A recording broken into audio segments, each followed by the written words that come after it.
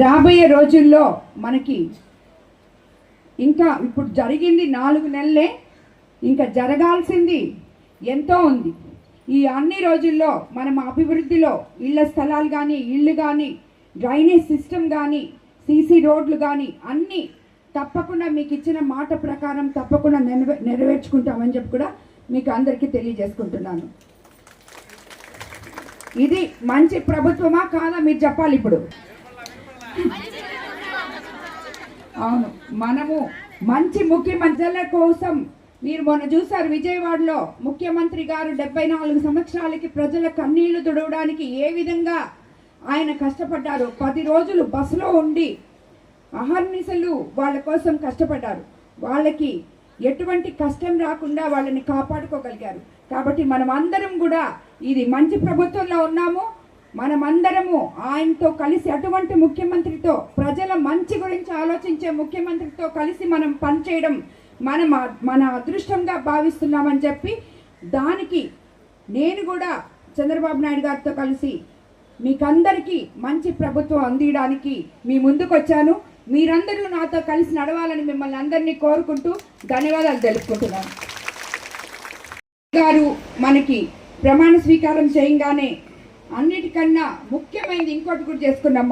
మన భూములను స్వాహా చేసే ల్యాండ్ టైటిలింగ్ యాక్ట్ని రద్దు చేయించుకోగలిగాం. అదేవిధంగా మీకందరికీ తెలుసు, ఇందాకే చెప్పుకున్నాం, మనం పెన్షన్ని 1వ తేదీ కల్లా మీ ఇంటి దగ్గరకు వచ్చి అధికారులు నాయకులు కలిసి ఇస్తున్నాం. అది కూడా ఒక ప్రోగ్రాం. ఊర్లలో ఏమేమి జరుగుతుందో ఇప్పుడు నేను ఈ వారం రోజుల నుంచి ఎన్నో ఊర్లు మీ అందరితో, నాయకులతో, అధికారులతో కలిసి తిరిగేటప్పుడు ఏమి సమస్యలు ఉన్న అర్జీలు ఇవ్వగలుగుతున్నారు. ఈ కార్యక్రమం అదేవిధంగా నేను పెన్షన్ 1వ తేదీ పోయి ఏ గ్రామాల్లో అధికారులతో కలిసి, నాయకులతో కలిసి పోయి ఇస్తున్నానో అక్కడ కూడా వాళ్ళ సమస్యలు వాళ్ళు తెలుపుకుంటున్నారు. అక్కడికే వీలైనంత వరకు వాటిని పరిష్కారం చేయడానికి చూస్తున్నాము. అలా చెయ్యలేక మిగిలిపోయిన సమస్యలు ఉంటే తిరిగి మీరు నా దగ్గర రావచ్చు, అవి చేయించుకోవచ్చు. అమ్మ మీరు మా ఊరికి వచ్చినప్పుడు నేను ఇచ్చాను అని చెప్పి మీరు చెప్పచ్చు. అవి కూడా మీరు చేయించుకోవచ్చు. మనం 161 సీట్తో గెలిచామంటే బీజేపీ, జనసేన, మనము తెలుగుదేశం అందరం ఐకమత్యంగా ఉన్నాం కాబట్టి ఈరోజు ఇదంతా సాధించగలిగాం.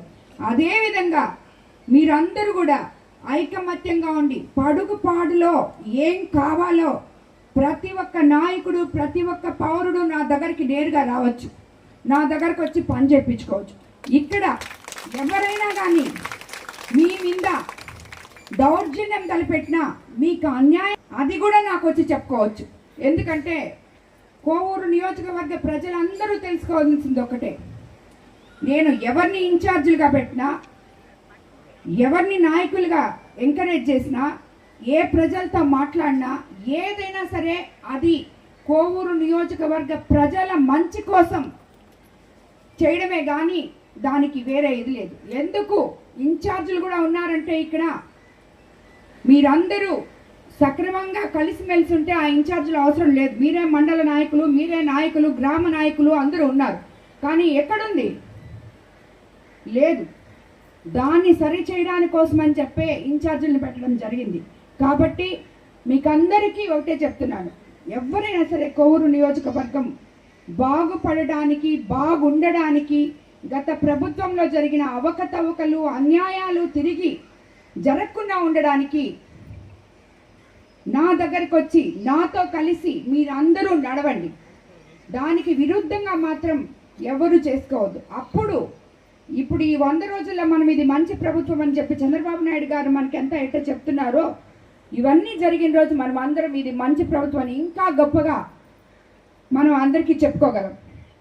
కాబట్టి మీకు అందరికీ నేను తెలియజేసుకునేది ఒకటే, ఎవ్వరు కూడా వివాదరహిత కోవూరు నియోజకవర్గానికి, అవినీతి రహిత కోవూరు నియోజకవర్గానికి మీరందరూ నాతో కలిసి నడవాలని, నేను ఏ కార్యకర్తని కానీ, ఏ నాయకులు కానీ, 5 సంవత్సరాలు జెండా మోసిన ఏ నాయకుడిని, కార్యకర్తని విస్మరించే సమస్య లేదు. వాళ్ళందరూ నాకు ఎంతో గౌరవప్రదమైన వ్యక్తులు, గౌరవనీయమైన కార్యకర్తలు. కాబట్టి అది మర్చిపోబాకండి.